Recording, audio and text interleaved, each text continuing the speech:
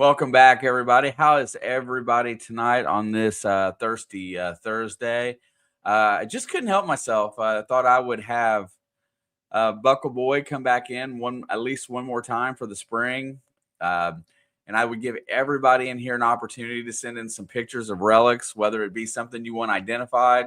Maybe he has the gist on it and can kind of even though you may know what it is, might be able to help break it down a little bit further. So I thought it'd be a good idea to chill in here tonight and would drop out and see if anybody want to send any pictures. If you want, drop them to me on my Facebook Messenger. If you don't have that, or if we're not hooked up that way, the email is going across the bottom of the screen or the top of the screen if you're on vertical. So, and if you notice that I have to put these glasses on because it's getting a little bit tougher to see. I think age is setting in a little bit. So I gotta have these readers on some to make sure that I get to keep up with you all. But we're gonna chill out tonight. We're gonna talk relics, metal detecting, anything good about spring. You guys can hit up topics if you like. Mr. Plummer and myself, I'm sure we will gladly chat about anything metal detecting or anything you can dream up. So without further ado, the one, the only Buckleboy. Hey, everybody. Thanks so much for having me tonight. Yeah, it's a lot of fun because, we sit back and we go through, and I go through your book quite frequently now. So it's become like the coffee table book of the house. Was that ever kind of the intention, to be on every metal detector's coffee table?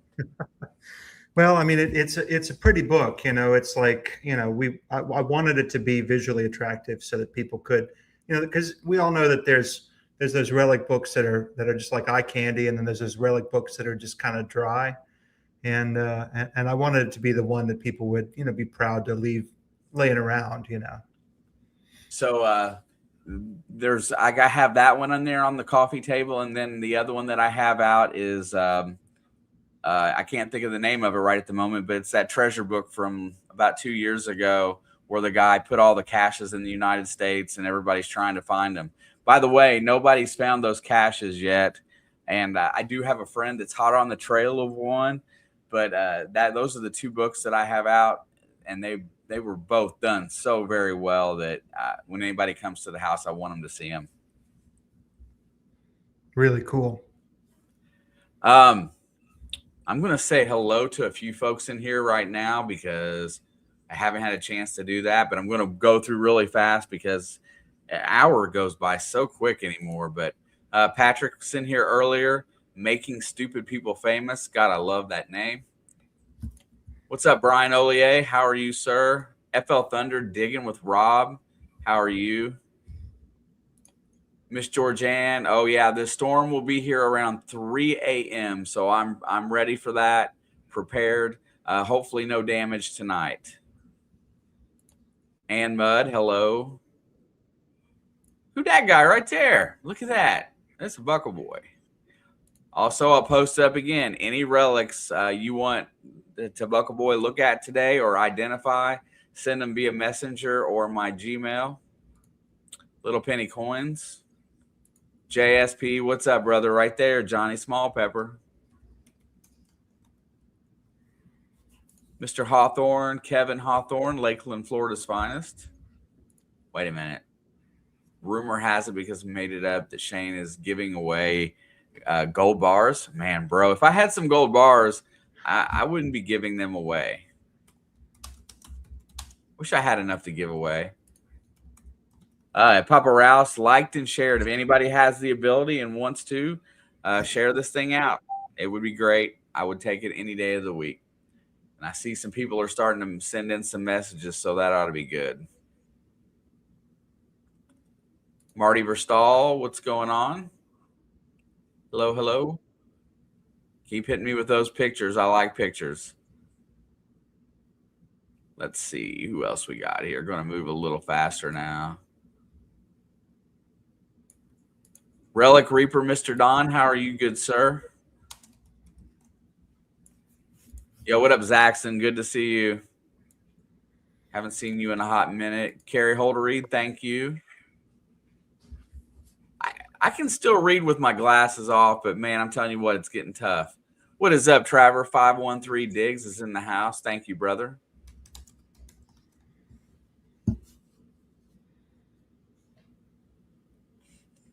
So have you I mean, spring probably comes really early down there where you're at.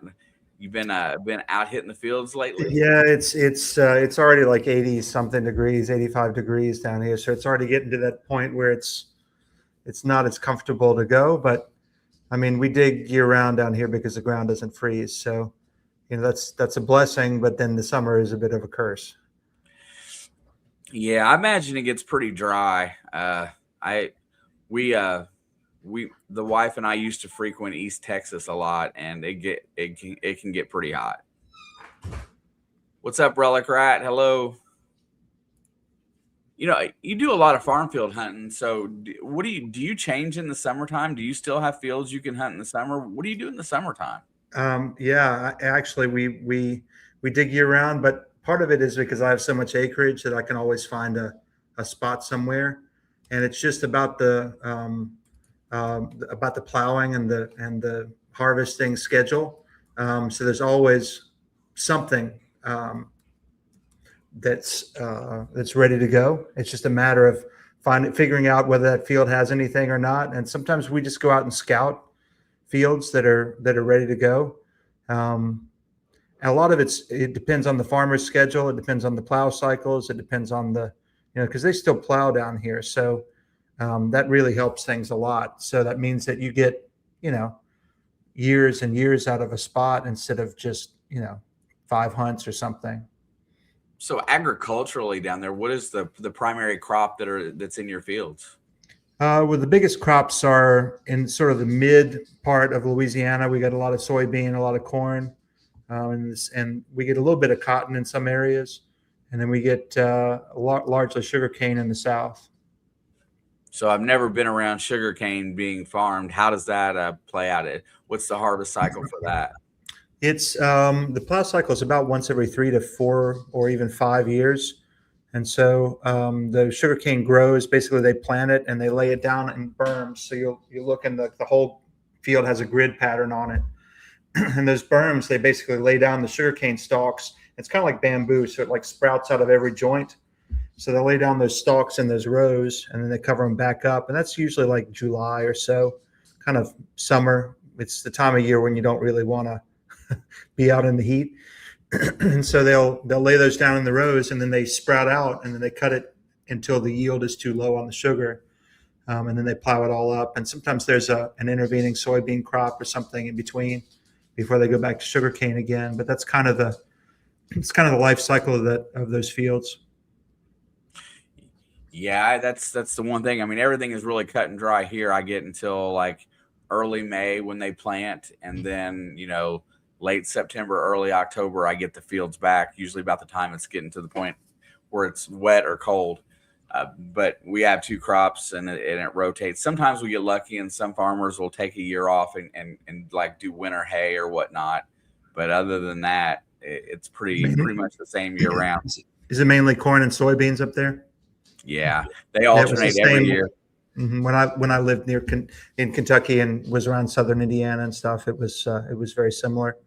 So where did you live when you was in this area? Yeah, I lived in central Kentucky for a while. I lived in Louisville for a while, and then I dug a lot of some in southern Ohio, some in northern Kentucky, some in central Kentucky, and then some in southern Indiana.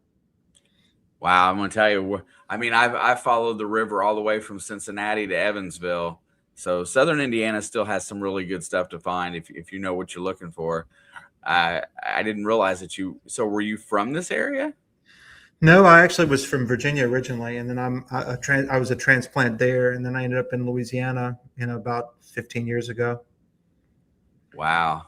So I found a lot of good stuff in southern Indiana and the outskirts of Louisville and central Kentucky. A lot of Civil War stuff. There were a lot of people that would just tell me, "Oh, the Civil War camps and everything's hunted out," but I found picket posts and I found, veterans houses and all kinds of stuff. I ended up with a big collection of stuff from from those places. So we have a General Butler, which is it's the state park where I live. Actually, it's right next door to my house, and the house that that they built in the 1860s for him is I can see it out my front porch. Right, it's right across the street. So that state park is completely off limits. And there's a church right next to it, and then there's a field, and in that field right over there that was supposed to be Civil War camps. Well, I got the person will not let anybody on it, right? He's just that way. So I'm sitting here staring at a lot of history, and then come to find out that the General Butler's house the house that he had before that they built him the one on the state land is up here in town as well, and the guy won't let nobody dig there either. So, and that was beforehand. And so I've got a couple places that I would really like to go that have had military on site, and I can't get on them, and it drives me absolutely crazy. Yeah, I think there's always those spots where it's like, do you really? I mean, will you ever get to hunt it? The answer is probably no. Especially if it's protected land. The answer is certainly no.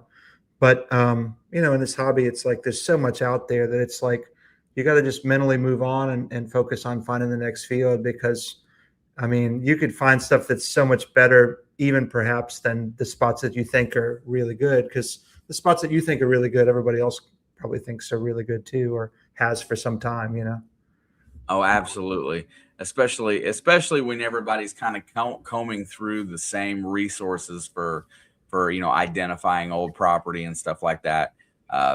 So yeah, you're right. I've had my eye set on like some properties, and listen, I still have a farm field that had a fort on it, and I know exactly where the fort sit. And the only thing we found from that fort was old flat buttons. We never found anything military, and I go dig it every year, and I get disappointed every year. I mean, the house that was sitting next to it, I've gotten stuff off it every single time I go out there. But this fort was from 1815. It was a Buchanan from the Revolutionary War. They sent him out here to fend off some Indians while a new post office in town was being built, and they built this fort. And to this day, I go out there every year in hopes of finding some early 1800s military relic, and every year I leave disappointed. And I know something has to be there. It has to be. I just can't find it.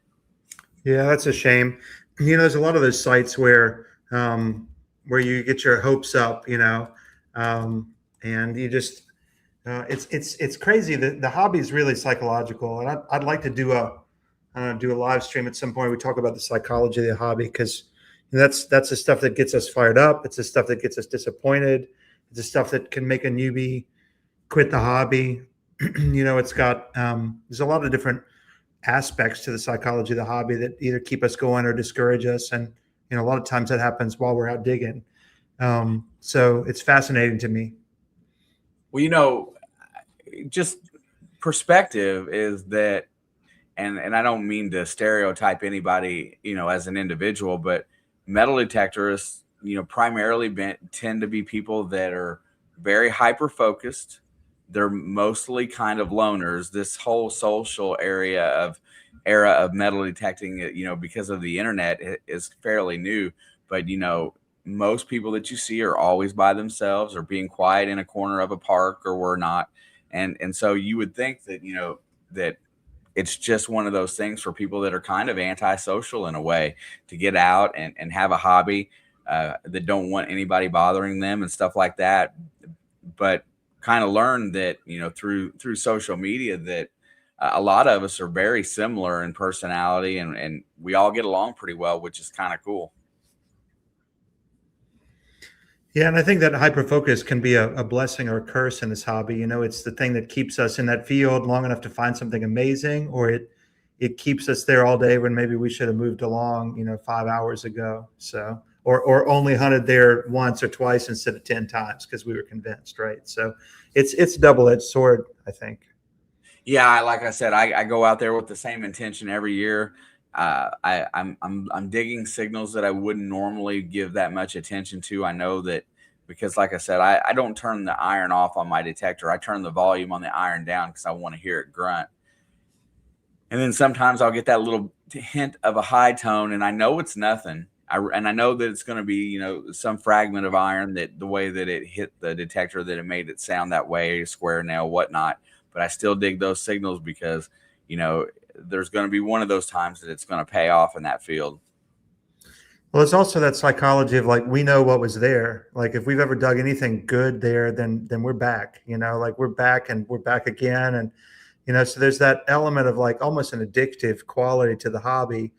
But later on, somebody may hunt that same spot, and they are not going to know what's already been found. So Yeah. as sites start to get depleted, and they get more and more thin, it's the type of thing where you have to use other clues besides what you've just dug or what you dug on a previous trip to let you know what might be there. Oh man, Ed, thank you. Love you too, my friend. Ohio River History and West Shore Hobbies, rock the house. Yeah, I'm super fired up. But I'm going to tell you something. These pre-made websites from places like Weebly and Square, they do nothing but tick me off because things don't work the way they're supposed to. So it's still a work in progress, Ed. But thank you for the nice comment, and I'm getting there. Yeah, I have a bunch of places like that, and then I, the early 2000s. If you were out detecting then, and you had there wasn't really a lot of people that were really in the hobby then, but boy, it really picked up around COVID, and a lot of people do a lot of digging anymore. So it's gotten to where it's gotten a little tougher. Talking with Brian, we pound research, and we look for diamonds in the rough, places that we can go out and find stuff. Uh, but it is getting tougher because every place that you've drove down the road and you stop and knock on a door and ask, well, it's already been dug 15 years ago, and there's probably nothing left, so I don't know that I want you here. But there's a lot of homesteads that are still out there that haven't been touched. And there's a lot of places that really, they were never on a map. Like you just like intuition finds so many things too. And I've been in situations where I'm just wandering, just because I like that meditative kind of quality of the hobby where you just kind of flatline. I call it flatlining, where you're just out there enjoying the day, and it doesn't matter, in that moment what's found or not found. But I'll just be wandering and I'll just hear a little faint blip of nails, or I'll just think, maybe there's something around in here, or something will make me turn a certain way. So there's this stuff too that I really can't explain in the hobby, that it's almost like you're meant to find something sometimes, if that makes sense. It's ironic though, because a lot of times when you go out to early in the morning, when you first get to a place, you're more apt to find that really good signal early in the day as opposed to later in the day, because at a certain point you either get frustrated, or you get tired of digging the same hey, I'm not digging a 32 anymore today because I'm sick of these pull tabs on my legend or whatnot. And then you miss a really good you might miss something really good by not digging those targets. But yeah, I like finding stuff early in the morning, get my day started off right. But I've learned to cut ties with a site if it's not panning out too early, especially if I have the ability to come back. Well, I also think the opposite thing can be true, right? Like if you get something really good and then you're just sloppy, it's like I find a lot of times when I find something really amazing, I got to say, okay, I need to slow down. I need to take my time. I need to take a breather, relax, get my pulse rate back down, because then I'm just jumping all around everywhere. And usually that's when the finds tank. Yeah, we're like kids though, for sure. And Bree says it's much easier to socialize with like-minded people. Proud geek here. Absolutely. Socially antisocial is kind of my definition of myself. I like to talk, and I like to be heard, and when I'm in a place of comfort, I'm really social. But once you get me in around people that I don't know, a lot of the times, like I do tend to clam up just a little bit. So I'm socially antisocial, but that's what I love about the community here. Everybody is pretty like-minded, and who doesn't want to talk about and find treasure? I mean, come on. Yeah. We talk about digging a lot. What's something that you kind of been looking for here lately? What is something in the last couple of years that's kind of eluded you that you're trying to find? Well, there've been a couple of spots. One of the spots that I was trying to find was a certain plantation site where I've been after it now for, I don't know, like 5 or so years, just like trying to get permissions. And I think now that the property that I really need to be on is the property that I don't have permission for yet. I just can't catch the owner. It's the type of thing where it's like a gated long driveway and you got to like catch the guy at home and then he's never home when I drive up there and figure it out, you know? So there's sites like that where I'm like I'm after the site and I just haven't gotten it yet. But that's probably the one that's eluded me the most. And then there's the gold coin. I mean, I saw a post online that, you know, post your gold coins, and I said, well, my gold coins are shown below, and then I didn't post anything because I have none. So that's kind of my white whale. And I know it'll happen sooner or later, or it won't. You know, it's just like I found things that I would rather have than a gold coin, to be honest. And I've been really blessed by a lot of the things that I've dug over the years. You know, I've been in the hobby. I will have been in the hobby 39, 40 years coming this December. So that's a long time. Man, that is a long time. I had a nice hiatus in the middle there before I got back. We do have a picture that's been posted up by Randy Riddle. He wants you to look at it. Has no idea what it is, and here we go. Oh, wow. Huh. I wonder what size that thing is.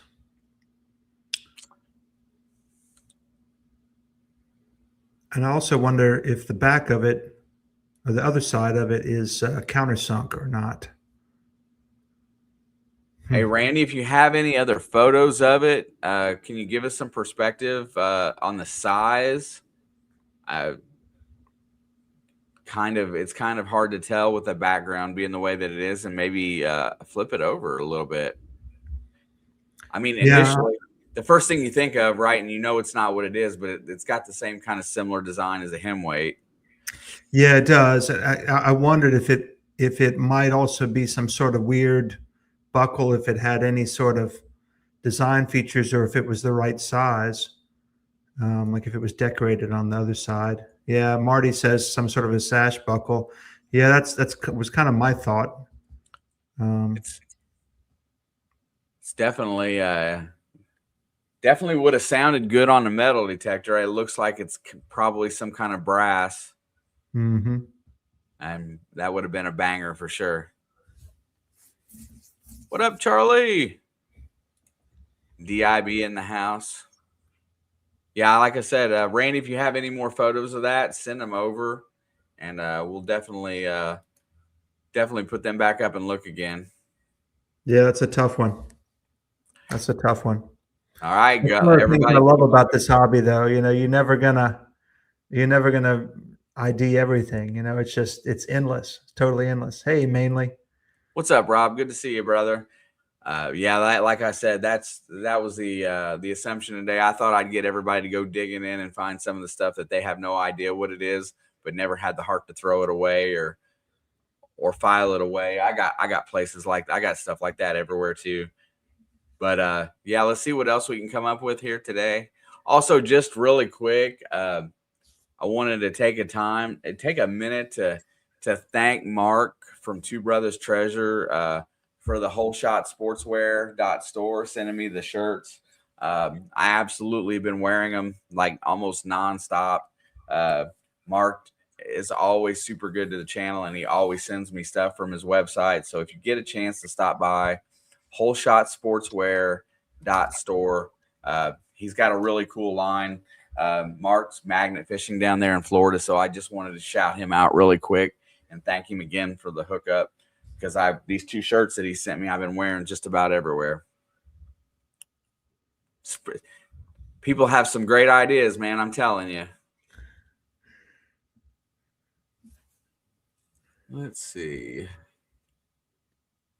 I'll check the email, see if anybody's forwarded anything that way. Oh yeah. So we got a couple. Let's see what Randy posted here. Oh.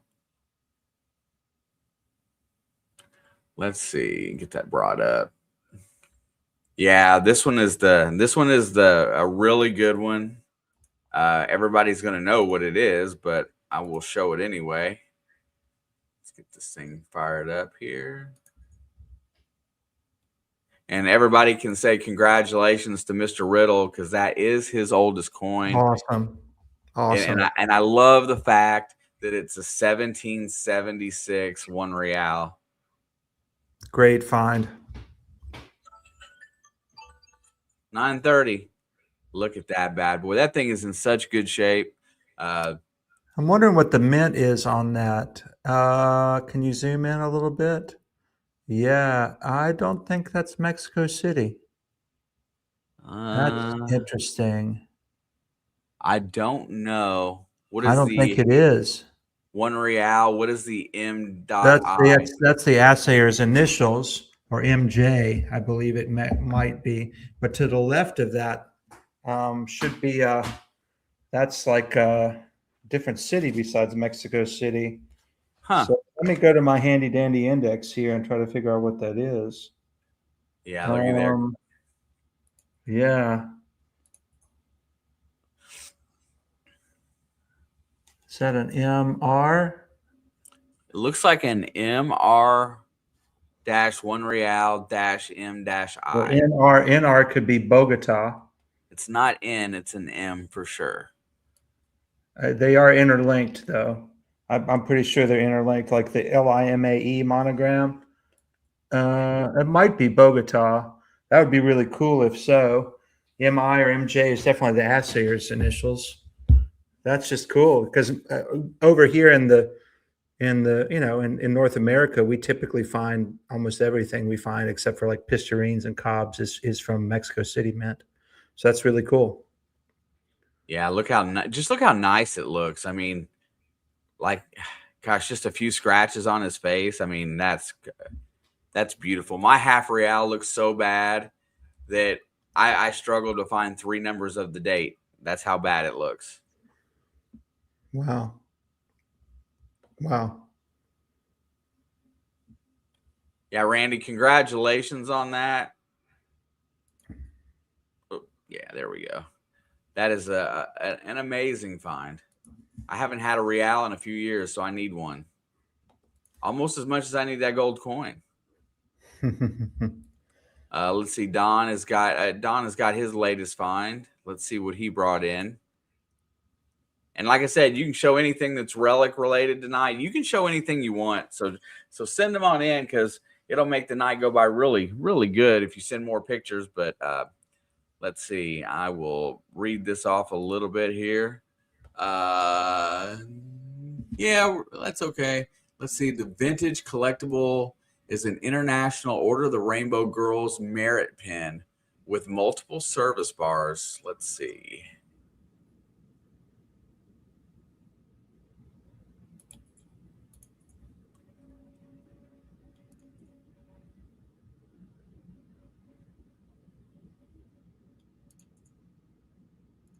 You have to stop sharing the first one to put on the second one.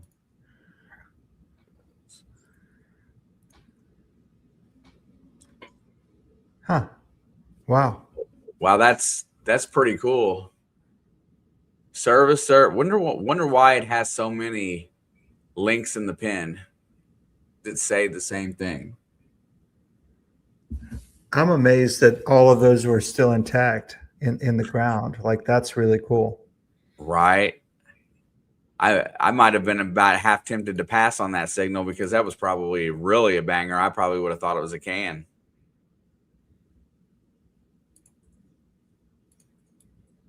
Doesn't want to zoom again. Anyway, that's a pretty awesome find, Don. I kind of think that would have been fun trying to figure out. You know, it looks like a ladder at first, and then all the service tags on it. But that's a really neat one.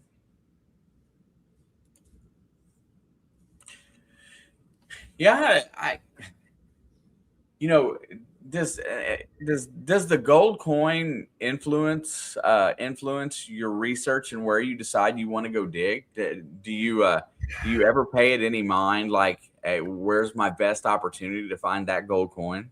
No, and I'm really I mean, I think most people would be kind of put out with me because I'm just kind of like I find everything fun. Like I'm just as happy to dig 1940s, 50s stuff and find things that I haven't seen before as I am to dig early 20th century stuff as I am to dig 1700 stuff. I mean, I just think it's all cool, and a site's a site, and I've learned over the years that if you start saying, oh, there's not going to be anything there, that site's too new, that's when you leave something really amazing in the ground. So I don't let it affect me, because if I make my whole site selection process about a gold coin, then that's probably gonna I'll probably find less than I would otherwise. But it's like a lot of the stuff I do is just scouting for spots, and sometimes there's specific spots, and sometimes I'm just wandering because I get a gut feeling. But the we were talking earlier about that intuition part of things. I mean, my best spot ever I stumbled into that was about 2013 or so, and it was a site like I have never ever seen and probably won't ever see again. But I literally just stumbled into it. I had to figure out what it was after the fact.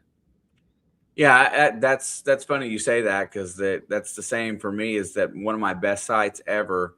There was not supposed to be a homestead there, and I couldn't get over the fact that where it was located, like next to a creek and next to the river, that there wasn't a house there. So we walked out there on a hunch, and it ended up being one of my most productive sites I've ever had, and I still go out there and dig to this day, and still find something. So, old for relics, old 41 relics says, imagine each color is a different accommodation, and the person chose to add to the other instead of replacing each one. Yeah, I guess so. I mean, that wearing that pin must have been some kind of a badge of honor for sure. They must have been awful proud of it. I can't imagine how you would lose something that big, though. Wow.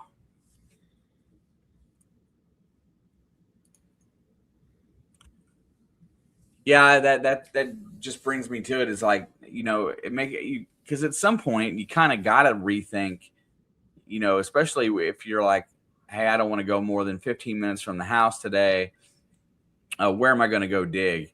You know, just go find an open field next to. I get it that even though you haven't seen anything there, but man, sometimes you got to have at least some research. It seems like that. I don't know. It just seems like you could be going out and digging in a place and not find a single thing all day too. That's true. There's a lot of there's a lot of stuff where it's like I get out and I'm after a specific spot. There's spots where I'm just like, I'm in a good area. Even if I don't find the spot I'm after, then I can knock on the door, or hunt a yard if worst comes to worst. I don't really like yards anymore. I like being kind of out alone in a field, but I'll do a yard here and there. But it's like just I think the best advice I could give is to have different spots, different lengths of drive from your house, and have people that you can call on, property owners that you can say, hey, you mind if I get out there again this year? And that way, no matter how much time you have or don't have, you can still go dig. And the other thing I would say is, a lot of people will get a permission, they'll just sit on it, or there'll be other things will get in the way, or they'll say, well, I'll get to that next time. Well, in my experience, if you don't take advantage of a yes from a property owner, you're probably not going to go back and dig. So the best thing you can do is to go after it. After that person says yes, it gives them too much time to think about it, to maybe say, well, maybe not, to ask their cousin who hunts on the land, or whatever it is. So the best thing you can do is to get out there and build that relationship and get out there and dig. Yeah, so this next one coming up, it was an 1870s mine site that had a railroad tied to it, now a farm field. This particular buckle came out of the ground, and definitely curious to what your ID is on this one. Here it comes. This one is Brad. This is Alpha Ninja, Charlie digging it back's buddy and partner. And check this one out. Oh, wow. Okay, so obviously that is bent. I mean, I'm almost wondering if that's some sort of suspender buckle. If it's not, it doesn't look like it's heavy enough to be like a horse related No, find. it was not. Yeah, so I almost think it has to be some sort of suspender buckle or something for a very light sash or something like that. I mean, I don't think it would have held up to any sort of stern use, you know. No, and you're right. Wasn't exactly sure, but it was completely intact, just bent up. When you're looking at a buckle like that, it reminds me of some of the ones that are a little bit older. Um, what do you know about, like? I mean, I guess just the heaviness of it tells you a little bit more about what its use was. But does a certain shape or style give you any idea of time frame exactly? Well, sometimes certain shapes do if they're a buckle type or shape that was used only during certain periods. But a lot of times, what the bar looks like, whether it's stamped or cast, this one looks like it's stamped. Whether the tongues are like a shape was separate, or whether it was brazed on, or whether it was held on with pins, like in the colonial era times, whether the shape was drilled through or not. Um, and in this case, it looks like it's drawn wire.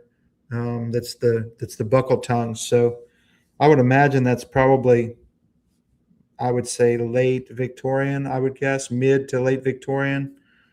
It could even be Georgian, but I would think it would be maybe maybe a little more ornate if it was late Victorian. So it might be even Grand Victorian. Yeah, it was a really good find. It's I always look at the color of it to to kind of guess the age of how long it's been in the ground, right? And it definitely seems like it's been there for quite some time.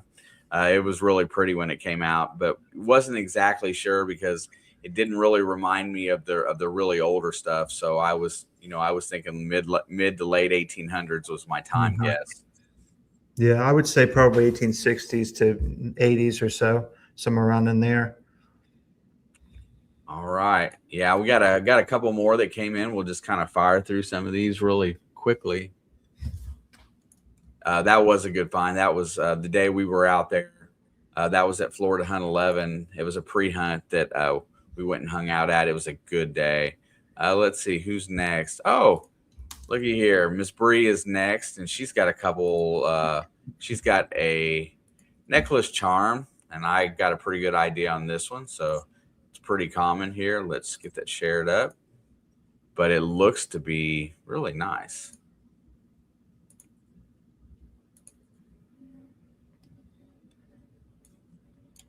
Oh, very cool.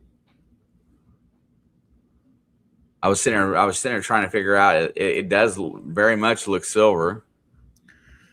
Yeah, I wonder if it's like a key fob. I mean, it's obviously a great seal. The Either it wasn't cast with a lot of detail, or the detail was worn off. That's why I wanted to say maybe key fob. I wondered if it was engraved on the back of it or not. Is that the back? I'm assuming so. Yeah. See, you can see through it. Wow. Wow.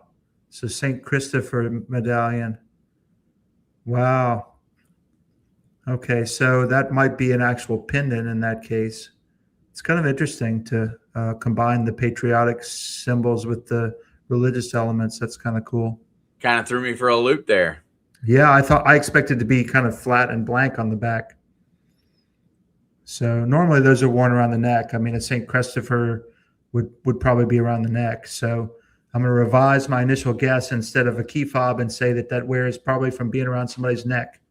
You know what? I think people are trying to trick bag you today. They may be. All right, let's see. We got a few more coming that came in. We're going to just go up on the row on next one on the row. Let's go. CDG detecting has sent. All right. I think I got an idea. We'll let you look.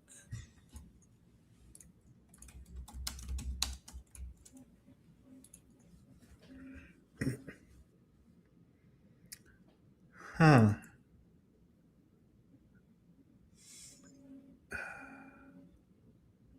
The Well, first thought was horse tack, and then but the way that it's made, where the tine goes across that, look how that looks. yeah, that looks like some sort of a buckle tongue, and that,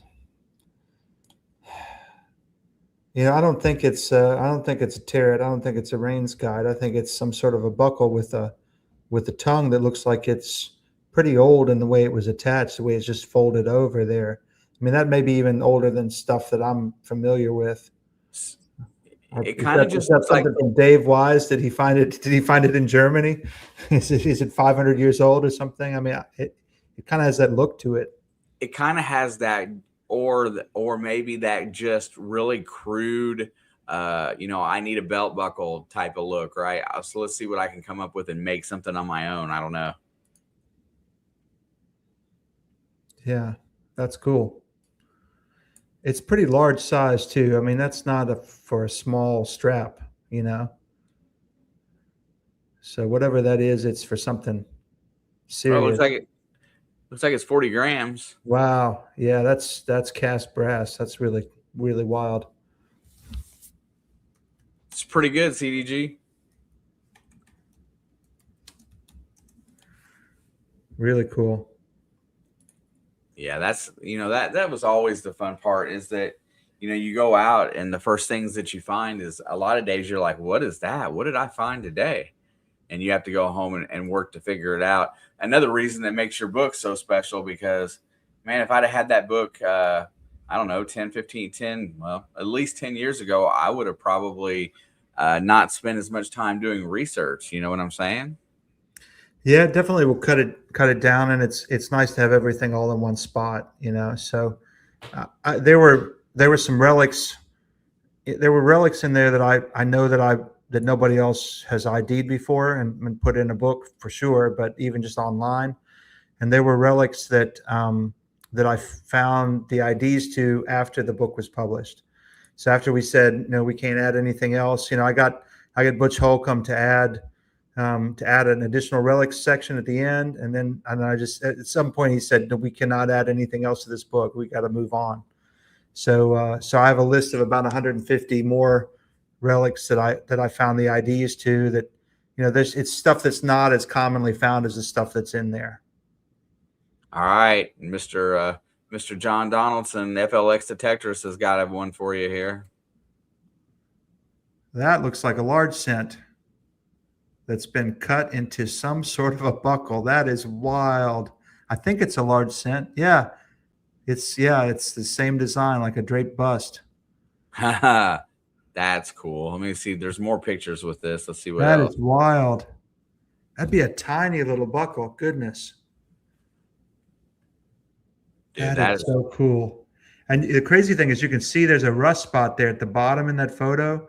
Yeah, I bet you that's where somebody put a tongue. Somebody bent a piece of a nail or something around them. Like they made a buckle for something that they broke, maybe even a pinch, and then they made a tongue out of iron, and that just rusted away. And so there's a rust spot there. I bet you anything the tongue was there at the bottom.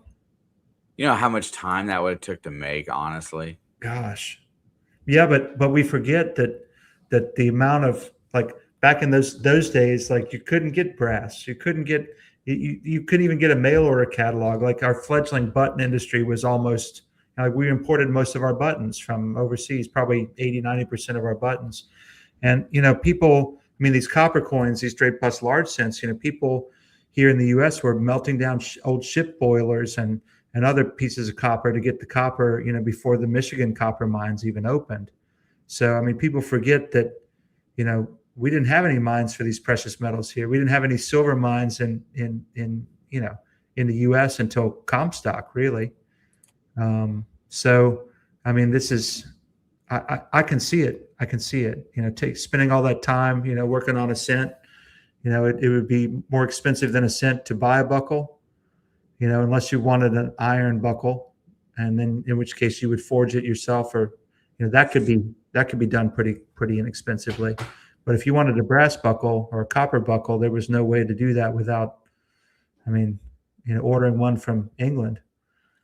Okay, so yeah, Hi Ho Silver sent in a vintage fleur de lis brooch. put this into a time frame. I'm pretty sure you'll be able to get close, but it's a pen that Ed has found.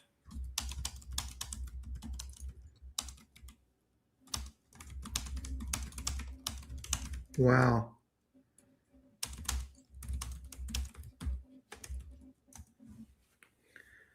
Like the plating's worn off, and it looks to be, is that copper underneath? Yeah, it looks like copper or brass. It's awful red. It does have a And look, safety catch. So that safety catch tells me it's 20th century, early 20th century, maybe earlier, even mid, maybe.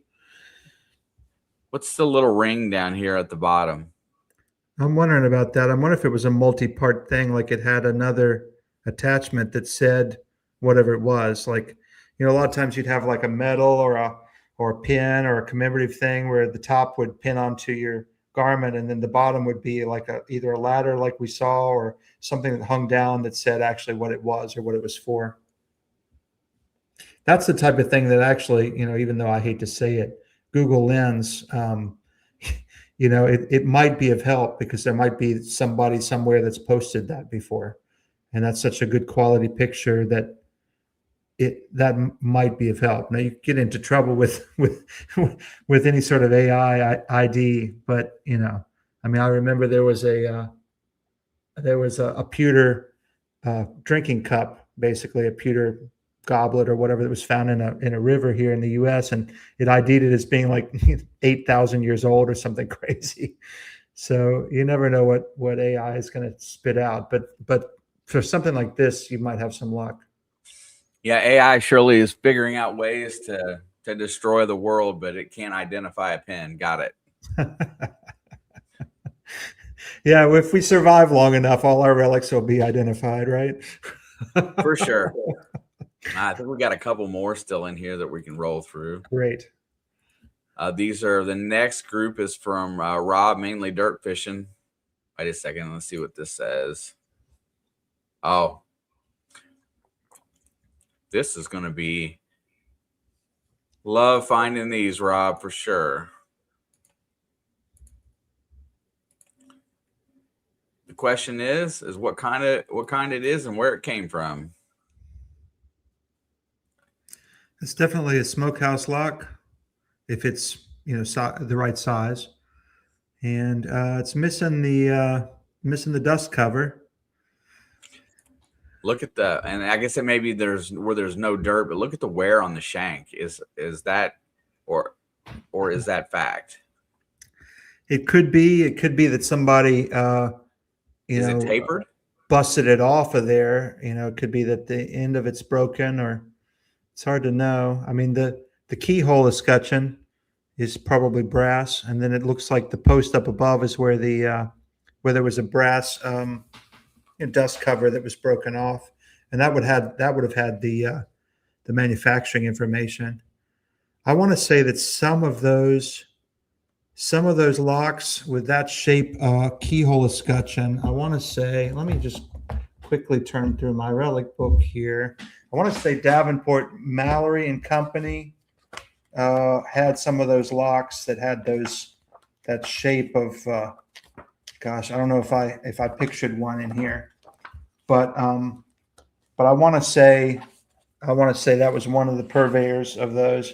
And then I want to say U.S. Lock and Hardware Company also made ones that had those shape of keyhole covers. Smokehouse lock. Yeah, I'll see if I can find it in here while we're talking. Yeah, for sure. Let me flip over to the next picture. The next picture is everybody's favorite, little bells, little crotal bells. Crotal or sleigh bells. Yep. Really cool. And a lot of times they kind of used interchangeably. I see them in a lot of old catalogs as expressly sleigh bells. Yep. So that's what I tend to call them, just because that's what they called them. And so I feel like if it's good enough for the people who actually use those items back then, it's good enough for me. Rob says it was a Crotobel spill, 7 in one hole. Where does the term Crotobel come from? Uh, I want to say that's an old term from maybe the UK or someplace. I want to say it's something like, wasn't it neck or something? What does it mean? Now I'm going to look it up. Now I'm curious. Moto, it's about that season. I'm going to do some mushroom hunting very, very, very soon. I think it's about time. Might be a little bit early yet, but I'm still going to go out. Huh? Crotalum. It's from the Latin, which means rattle. So it refers to that little pellet that's inside of them. That's kind of cool. Yeah, that is a nice spill, Rob. I think he's got another picture on here. Oh, look at that. That's cool. Is that also Rob's? Yeah, these are all his. I wonder what the back of that's like. Rob, is that a one-piece or a two-piece button? Huh. I don't think it's a two-piece. Is that? I guess it's a maple leaf. Yeah, that's wild. It's almost like that beveled rim is almost like a watch case style, but it's not. It looks like it's a one-piece button. For sure. Another one is really cool. Yeah, and he then says last. Oh, no, we still got some more here. Wait. I guess this is still yours.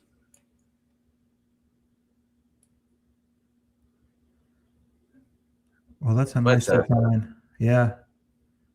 Nice old flat button with a design look at the in design on that. Mm-hmm. And the color, that blue green, that aqua color looks like it's different. Yeah, I see that on a lot of even like the flat buttons that don't have any design on them at all. I see that kind of green, like in the 1790s buttons.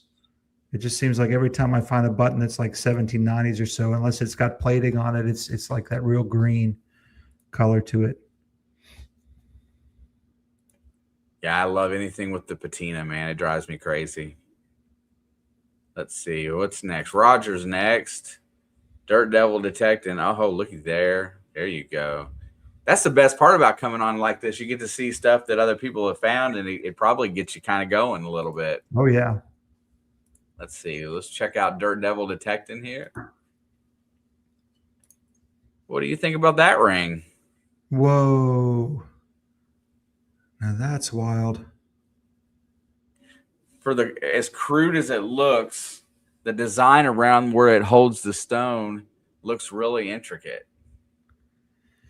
Yeah, I could go several ways. I could go like maybe that's like some sort of more Eastern, or Indian, or type of a design or influence, or it could be like something that's pretty old that like it could even be something that's older than like 17s.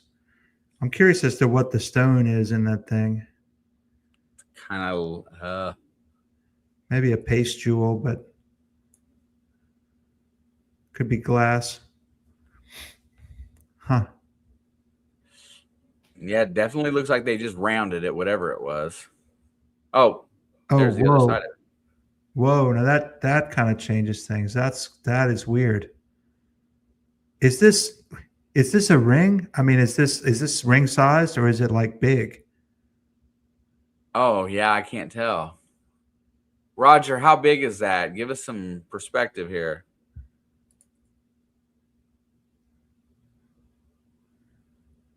Huh.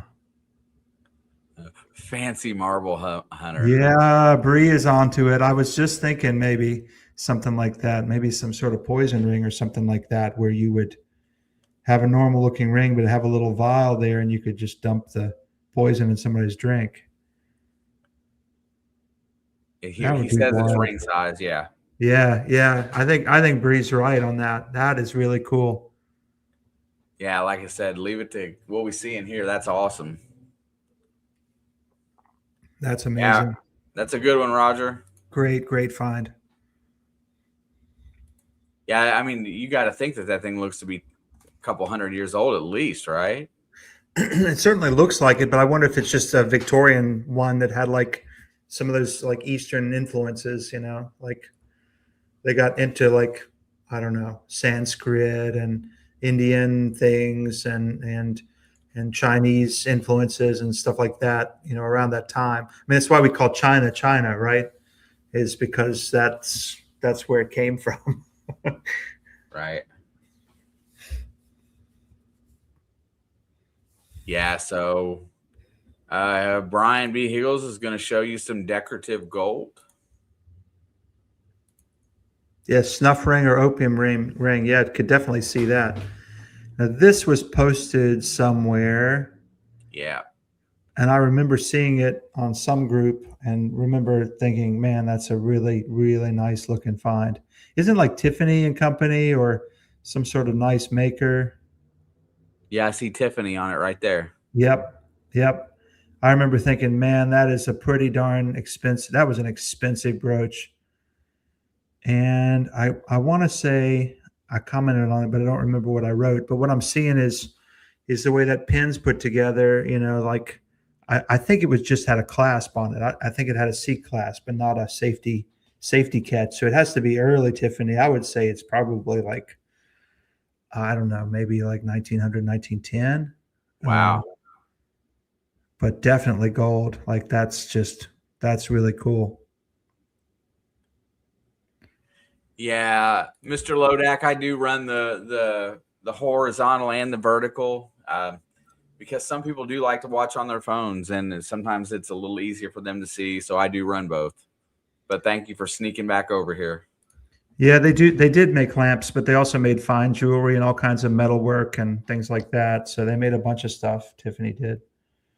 I mean, Yeah, they made spurs too. I mean, they made all kinds of stuff back into the 1800s. But a lot of the jewelry items and the stuff that we normally associate with Tiffany is like, late Victorian or Georgian. I mean, late Victorian or Edwardian, I should say. Yeah. The Tiffany stamp on that is pretty crude too. Yeah, it's really cool. Does that say 18K?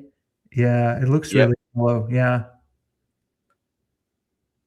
I mean, it's one of these things where like I ran across a video today where they were literally melting down 1800s gold coins in a crucible. And it made me so furious, like I was just like, how dare you like do that to our history, but wow, 10 grams and a half. And I this is the type of piece that I just like hope it never goes to be melted into a gold bar. It's just like it's just too nice for that. You would think that there's more value in the design and how pretty it is than there is in just melt value, right? Yeah. Or you would hope. Let's say you would hope, because I've seen people destroy a lot prettier things. Yeah. All right. Also, got one more here from Hi Ho. Let's see what he's got and then I will swing back over. Oh, well, I don't know what this is at all. Looks kind of costumey. Let's see. All right, gonna put you on the spot here, brother. Uh-oh. Oh, wow. Yeah, it does look costumey. It's got those big features. You can tell it's plated, so it's base metal, but it's really nicely made. It's got that beadwork that almost looks like it's a little bit of like Anglo-Saxon-y influence, so it's like maybe that's like, I don't know, turn of the century. When was Sutton Hoo? I can't remember. But yeah, definitely a paste jewel. I mean, this type of stuff is like super well made, the further back you go. So it's like, I would expect to see that in like turn of the century to the 20s or so, where there's paste jewels and each one's set in an individual setting. I mean, that's really nicely made. I just really appreciate that stuff, the craftsmanship on it, just to be a costume piece, Right. I mean, back in the day, I guess if you weren't going to do something right, don't do it at all, right? Yep. And people wore these, I mean, part of the appeal of costume jewelry was that you could wear the piece. Thanks so much, B. Eagles. But you could wear the piece and nobody would know, because it was so well plated and well made, and it was so convincing looking that it looked like fine jewelry, like somebody would have had to have known your social status, in order to tell the difference. So that's part of the reason that these things were so well made. Kind of reminds me of like the 20s dances that they went to, stuff that they with the real elaborate nightlife wear that they was putting on when they went to those dances and stuff like that you see in the movies. That's what it reminded me of. Well, some of this costume jewelry actually, is fetching, what I consider to be crazy prices. But it's pieces. It's not pieces that are dug, of course. It's pieces that, so be on the lookout for like really nicely constructed costume jewelry at yard sales and thrift stores and spots like that. Because some of it is pretty pricey, especially if it's by a well-known maker, but it's like the low end version of whatever they also sold in precious metal, or if it has the original boxes with it, or pouches or display cases, so pretty wild. Yeah, absolutely. It is fun though. You said it earlier is that if you go into even digging early 1900 stuff, it's like that's kind of when manufacturing started changing and things were sometimes a little bit, maybe I don't even want to say better made, but that early 1900s craftsmanship was pretty solid because they were fine tuning manufacturing and things were a little bit better put together. The stuff that we found before that was awful kind of crude in a way. So finding that stuff is really neat. I do like hunting for that kind of stuff. Yeah, it's really cool, and you know that every bit of that stuff, whether it was really made out of precious metal or whether it was just costume, that all represents disposable income. That's stuff that people bought, because they wanted to look nice. It's stuff that they valued and treasured, enough to take care of it. And there's a lot of costume jewelry that gets passed along in families, old costume jewelry. So there's a certain percentage of that ends up in the ground, but it's a lot smaller percentage than you would think. So I think that's all really cool finds. I know we're getting close to the end here today because anybody that wants to throw anything in last minute, we'll probably do a few more today. But I guess the question that as hobbyists and fanatics for this particular hobby, where do you see the hobby in 5 to 10 years? Where do you see I mean, what do you think the last frontier of good finds is going to be, or what do you think is going to emerge as something good to find in the future? Well, I think that there's a lot of sites that people haven't hit because they don't think that there's going to be anything really old there. And I think that eventually we're going to see people hitting those types of spots. I have some ideas about ways that I might gain an edge in a very heavily detected part of the country. I'll probably keep those ideas to myself, but I think that the hobby is going to change pretty dramatically. What I hope to see is I really hope to see that some of our detector manufacturers will keep making some good pulse induction machines for use at the beach. And part of that is because we're in a situation where a lot of people are using VLFs at the beach. People are using Equinoxes, multi-frequency machines at the beach, Deus. And those are good machines and they're solid machines, but there's nothing like a pulse induction at the beach. And so, pulse induction that is waterproofed, that's salt capable. I mean, that's kind of an area that seems to be lagging behind because everybody wants to make the ultimate waterproof everything machine. And so those specific tools that are really, really useful in spots, in specific spots, I just hope we don't lose that in our hobby. Yeah, PI. Man, I tell you what, PI is really, really good for lower conductive metals too. Mhm. A PI machine will hammer out some nickels at an incredible depth. I really just haven't been able to really afford one, but I did buy the Tarsace MDT 8000, where he combined pulse induction with VLF, capabilities. And I noticed that that machine favors low tones as well, lower tones. It's been a really good. It's been a really good machine. I enjoy it as well. I don't swing it as much anymore, but there is times where I think about taking it out. What do you think about? What do you think about like the differences between manufacturers, and then what do you think some of the what do you swing primarily, by the way? I mainly swing a Fisher, and I have for a long time. And I started on a 1266 right after I was. I mean, I really started on a Radio Shack detector, and then a compass. So that tells you how far back, with the analog meter. Um, but I think we tend to be in a very kind of hype filled environment, and I think that in some situations, any tool is pretty good. In a lot of situations, I would say any tool is pretty good.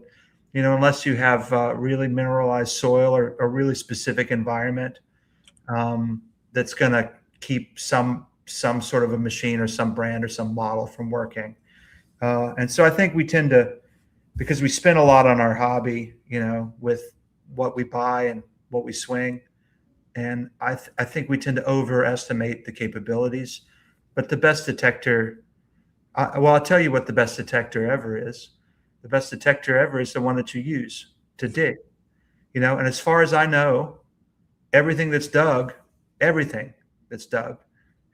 in this whole world, in this hobby forever, has only been dug. Every single item has only been dug by one machine. So there's no way to say, could we test this again? What are you going to do? Stick it back in the ground and try to find it again? You'll never get it back in the ground the same way. So, I think we tend to overestimate, our equipment, but ultimately we can only swing one detector, and the best detector is going to be your research, your abilities, your intuitions, your site selection, So I think that's a lot of it. Qbot sent in a very, very wiped green coin. Good luck. Oh, interesting. What size is this? Is this like a slug? Is this a coin slug? I'm not really sure. What's it made of? How big is it? It's got to be copper, right? Got to be copper. Copper or brass. Copper alloy of some sort. Just that little divot made me think it was maybe maybe some sort of a slug from like a payphone. I do have payphone tokens in my book. It's kind of an interesting phenomenon where they'd issue the tokens because they didn't want anybody to put a slug in, So yeah, it looks to be in really good physical shape, but I can't see any markings on it, which is kind of surprising. Yeah.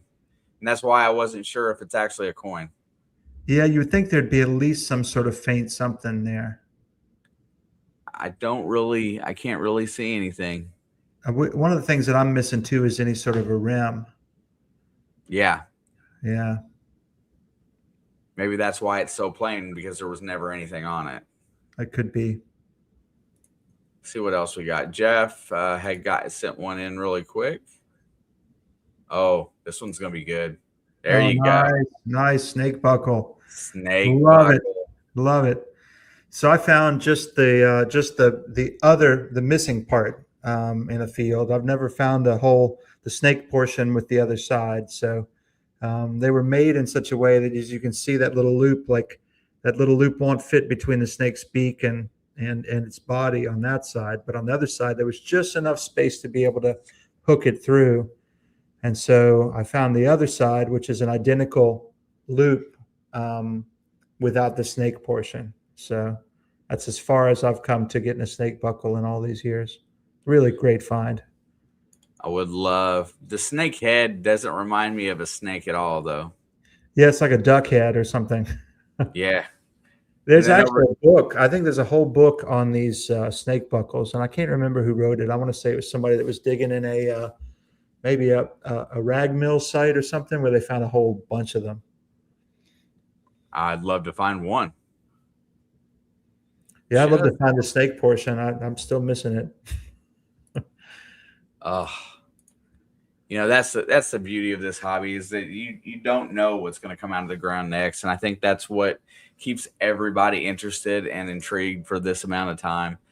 Thanks for the photo, Jeff. You just made me want to go dig a snake buckle really really bad. Like, That's an what? awesome find. All right, if we don't have any more today, everybody please drop your thank yous to Buckleboy in the chat. If anybody is interested in Buckleboy's Relics identification book, uh, hit him up. Which way is the easiest way to get a hold of you for that? The best thing is to email me at buckleboymetaldetecting@gmail.com. There you go. And I think if I got it correctly, the book is $79 plus shipping, which makes it $89 anywhere in the continental U.S. Or Virgin Islands. I think he said it goes out there for about the same price. Also, just from our recent discussion, I think I'm going to fire that up there and I'm going to put it on the westshorehobbies.com just to give everybody something else to look at on there since I took off some stuff. We'll put the book on there, and if anybody's interested, it'll be listed there at some point as well. Anybody else got any last minute questions or anything that they want to say before we roll out of here tonight? Thank you, Buckleboy. Buy the book. It's amazing. It's probably one of the best relic books I've ever seen, for sure. Yes, sir, Mr. Higgles. I'll see you Saturday, Brian. Go dig some holes. Awesome. Mr. Nick, hello. Yeah, and Angie says check out westshorehobbies.com. Thank you, Angie. I appreciate you. But as it goes, it's almost quarter after, and we are going to call it a day. Keep on the lookout for more new guests coming in over the next couple of weeks, and a few other items that I got planned out. And I will see you guys next time. And by the way, I apologize for the outro. It goes to my sports channel. Thank you both. Is it Shark Time? Is it what? Is it Shark Time? It is Shark Time. We made that up for when we started the sports channel, and I love it. So it's just going to stay there because I don't have an outro video. But Bree, thank you very much for the super chat. Highly recommend Buckleboy's book. I love it. I look at it every single week for sure. But everybody, you've been awesome tonight. Thanks for all your questions. Thanks for sending in your finds, and we'll see you next time.